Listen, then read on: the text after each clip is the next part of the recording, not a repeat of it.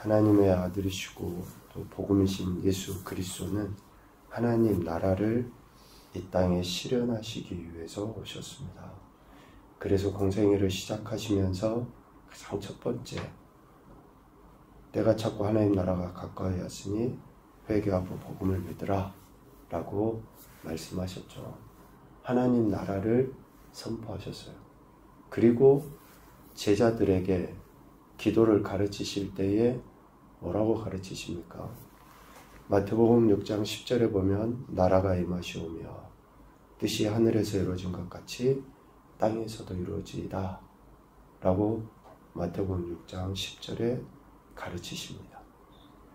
그래서 결국 예수님은 하나님 나라를 나타내 보이시고 또 하나님 나라가 택하신 백성들 가운데 온전히 임할 수 있도록 그 모든 일들을 행하셨다라는 거예요. 그런데 하나님 나라의 임하심은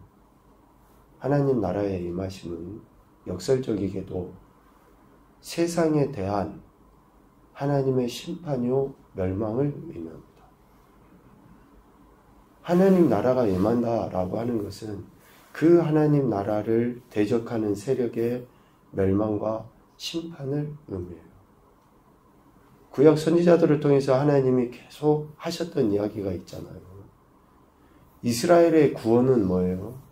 이스라엘을 괴롭히고 이스라엘을 대적했던 세력들에 대한 심판인 거예요. 하나님께서 택하신 백성들을 구원하시는 것이지만 그들을 대적하는 세력은 멸망이라는 것이죠.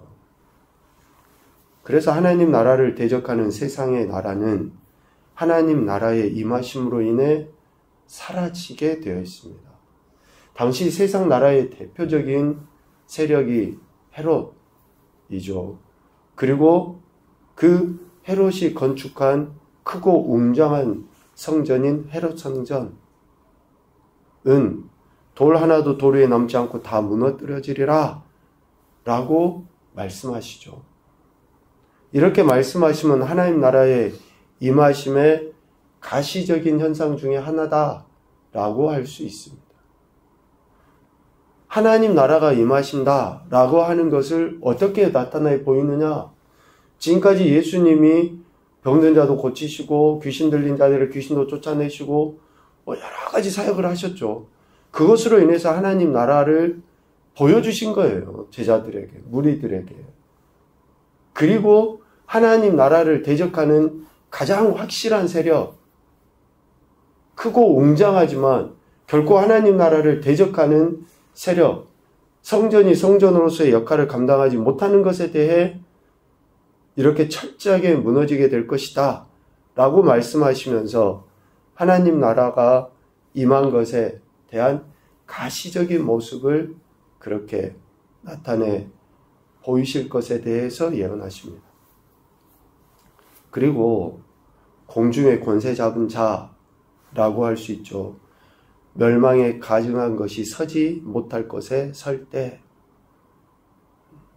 하나님 세력, 하나님 나라를 반대하는 그 세력, 멸망에 가증한 것, 그것이 일어서는 그때에 유대에 있는 자는 산으로, 지붕 위에 있는 자는 내려가지도 말고 집에 있는 것을 가지러 가지도 말고 밭에 있는 자는 겉옷을 가지러 뒤로 돌이키지도 말아라 라고 14절부터 17절까지 이야기하셨죠. 이것은 하나님 나라 왕이신 예수 그리스도를 믿는 자들에게는 그 공중의 권세 잡은 자가 설 때에 그때에는 믿는 자들에게 환난의 날이다 라는 것을 가르쳐 주죠. 그러니까 하나님께서 하나님 나라를 온전히 이 땅에 이루시기를 원하시는데 그 하나님 나라를 대적하는 세력들이 더 왕성하게 활동하여 하나님 나라를, 예수 그리스도를 대적하는 그때가 바로 믿는 자들에게는 환난의 때다 라는 것을 이야기하죠. 이 환난의 때는 하나님께서 창조하신 시초부터 지금까지 그리고 후에도 없을 환난이다 라고 분명하게 19절에 말씀합니다. 그런데 이 환란의 때에는 어떤 일들이 일어납니까? 지진이 일어나고 전쟁이 일어나고 이럴 수 있어요. 그보다 가장 먼저 어떤 일이 일어납니까? 21절에 보면 어떤 사람이 그리스도가 여기 있다 저기 있다 말하게 돼요. 그리스도를, 하나님 나라를, 하나님의 아들이신 예수 그리스도 복음을 대적하는 세력들이 일어나는 그때가 믿는 자들에게는 환란의 때인데, 믿는 자에게 있어서 가장 핵심적인 그 환란이 뭐냐? 전쟁이 일어나고 질병이 걸리고 이런 것들이 우리는 환란이라고 이야기하는 게 아니에요. 우리에게 있어서 환란은 그리스도가 아님에도 불구하고 자기가 그리스도라고 하는, 그래서 22절에도 이야기하죠. 거짓 그리스도들과 거짓 선지자들이 일어나서 기적과 이사를 행하여 할 수만 있으면 택하신 자들을 미혹하게 하는, 이러한 것이 믿는 자들에게는, 우리에게는 환란이라는 거예요.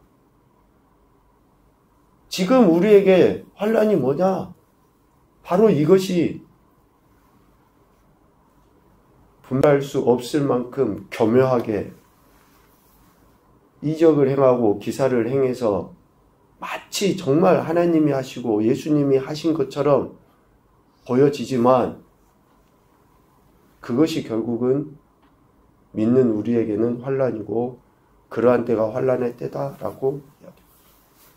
그러므로 하나님 나라의 왕이신 예수 그리스도를 믿는 자들은 그러한 말을 믿지 말고, 21절, 거짓 그리스도들과 거짓 선지자들을 삼가해야 된다. 23절 말씀하십니다. 이런 환란의 때 그들을 믿지도 말고 그들을 삼가해야 한다 라고 말씀하십니다. 그리고 오늘 본문 28절부터 37절까지의 말씀에 4번이나 연거푸 반복해서 이야기하시죠. 깨어있어라. 33절, 34절, 35절, 37절 계속 깨어있어라, 깨어있어라 라고 그렇게 명령하고 계십니다. 이런 환란의 때 깨어있어 인자가 가까이 곧 문 앞에 이른 줄을 알아야 된다라고 말씀하십니다. 29절, 멸망에 가증한 것이 서지 못할 것에 선 것, 즉 환란의 날을 당하게 될 때에 이러한 모든 일들을 주관하시는 예수 그리스도께서 이 일을 행하실 때가 가까이 왔음을 아는 것이 깨어있는 거예요. 이런 모든 것들을 주관하시죠. 아무리 헤롯이, 아무리 로마가, 아무리 지금 이 세대의 권세 잡은 자가 그렇게 판치고 한다 할지라도 이 모든 것은 역사의 주관자이신 하나님, 하나님의 아들이신 예수 그리스도의 계획하심과 간섭하심 속에 이루어지는 일이라는 것을 아는 거예요. 이게 깨어있는 겁니다. 지금 내 삶을 하나님이 주관하고 계신다라고 인정하고 아는 거예요. 이게 깨어있는 거죠. 그래서 깨어있다라고 하는 것, 이것은 그분이 지금도 내 삶을 주관하고 계시고 이 세대를 역사하고 계신다라고 하는 그것. 마치 무화과 나무의 가지가 연하여지고 잎사귀를 내면 여름이 가까운 줄 아는 것처럼 예수님께서 역사하고 계심을 아는 것이 깨어있는 것이고요. 그때가 언제인지 알지 못하기 때문에 깨어있는 거죠. 여기서 그때는 환란의 때, 크게 보면 그 환란의 때이겠지만 작게 보면 그 마지막 어느 한 시점을 이야기할 수 있습니다. 지금 우리가 이 세대를 마지막 때라고 이야기하죠. 마지막 때. 근데 이 마지막 때이지만 종말의 날은 아니에요. 종말의 날은 언제인지 몰라요. 그러니까 여기에서 이야기하는 그때가 언제인지 알지 못하죠. 우리는 33절에 이야기하는 것처럼. 그 종말의 마지막 어느 한 시점은 알지 못하는 거예요. 그래서 깨어 있어야 되는 거죠. 그날, 그때 멸망에 가증한 것이 온전하게 서서 역사하는 그 어느 한 시점은 아무도 모릅니다. 하늘에 있는 천사들도 아들도 모르고 오직 아버지만 아신다라고 32절에 이야기해요. 어떻게 보면 가깝게는 세속화의 상징이 된 예루살렘의 헤롯 성전이 돌 하나도 돌 위에 남지 않고 다 무너뜨려지는 그때는 아무도 모르죠. 우리는 이제 역사적인 사실로 밝혀졌기 때문에 이야기하지만 당시에는 아무도 모르는 거예요. 어느 누가 그것이 무너지리라고 생각을 하겠습니까? 제자 중에 하나가 13장 1절에 이렇게 이야기했잖아요. 이 돌들이 어떠하며 이 건물들이 어떠하니까. 그 말 속에는 그 엄청나게 큰 성전이, 화려하고 웅장한 그 성전이 영원토록 있을 것처럼 느낀 거 아니에요? 그런데 그때에는 이렇게 철저하게 무너지게 된다. 언제인지 모르지만. 그리고 좀 멀게는 온 세상의 마지막 종말의 때예요. 온 세상 마지막 종말의 때는 아무도 모릅니다. 그날 그 시점 어느 누구도 몰라요. 그런데 사람들은 거기에 미혹이 돼요. 또 영적으로는 성전된 우리 인생에 대한 그 마지막 때, 마지막 날은 아무도 몰라요. 우리가 죽음을 예견한다, 준비한다. 물론 준비한다고 이야기하지만 그조차도 우리는 모르는 일입니다. 오직 아버지 하나님만 아시는 거죠. 그러므로 깨어 있어야 한다라는 거예요.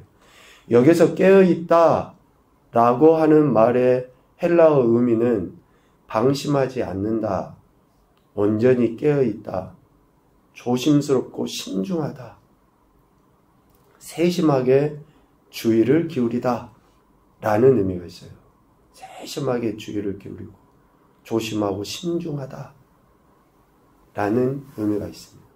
그래서 결국 깨어있는 것은 이 모든 것을 이루시는 그 하나님의 뜻하심을 받아들이고 살아가는 태도가 깨어있는 거예요. 깨어있다라고 하는 것은 이 모든 일들을 이루시는 분, 아버지 하나님의 뜻을 받아들여서 이 땅에서 살아가는 삶의 태도가 깨어있는 거라고요. 다시 말하면 천지는 없어지겠으나 내 말은 없어지지 아니하리라고 하신 그 말씀, 그러니까 그렇게 결코 변하지 아니하실 그 말씀을 하신 분의 뜻, 그러니까 우리의 초점이 어디에 있어야 됩니까?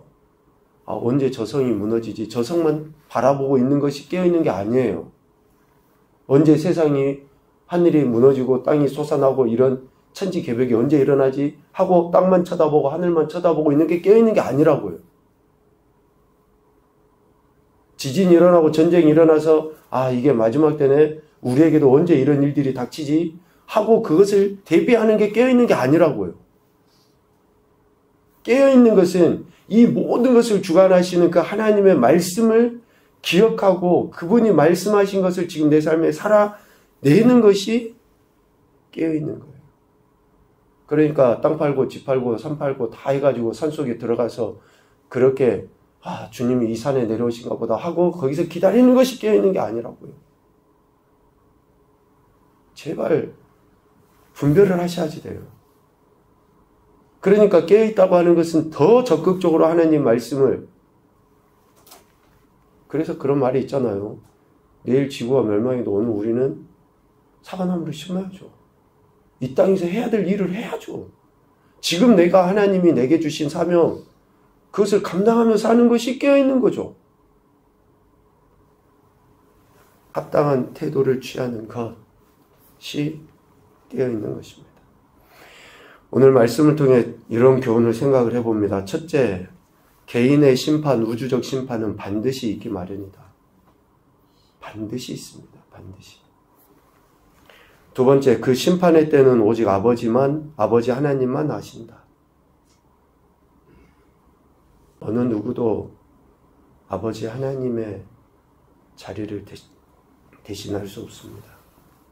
세 번째, 심판은 결국 영원한 생명을 허락하시기 위한 구원의 때이다. 그래서 누가 구원을 받습니까? 아버지 하나님의 뜻대로 행하는 자가 구원을 받아요. 뜻대로 행하는 자. 다시 말하면 오늘 말씀으로 바꿔보면 깨어있는 자가 구원을 받습니다. 아버지 뜻대로 행하지 아니하는데 구원을 받는다. 있을 수 없는 일입니다. 한 가지 더 덧붙이면 네 번째, 이때를 알지 못하기 때문에 말씀의 주의를 집중하여 듣고 지켜 행해야 한다. 이때를 알지 못하기 때문에 말씀의 주의를 집중하여 듣고 지켜 행해야 한다. 이렇게 깨어있는 자에게 하나님께서는 약속하신 대로 영원한 생명, 구원의 은혜를 베풀어 주시는 것입니다. 지금은 마지막 시대입니다. 그리고 종말의 때가 언제인지는 모르지만 대부분 가까이 왔다라고 이야기를 해요. 그러면 우리는 깨어있어야 되겠죠. 하나님의 말씀을 듣고 순종하는 것을 통해서 하나님의 때를 준비하고 살아가는 영원한 생명을 기대하고 또 이 땅에서 누리며 살아가는 복된 인생들이 되시기를 주님의 이름으로 축복합니다. 아멘.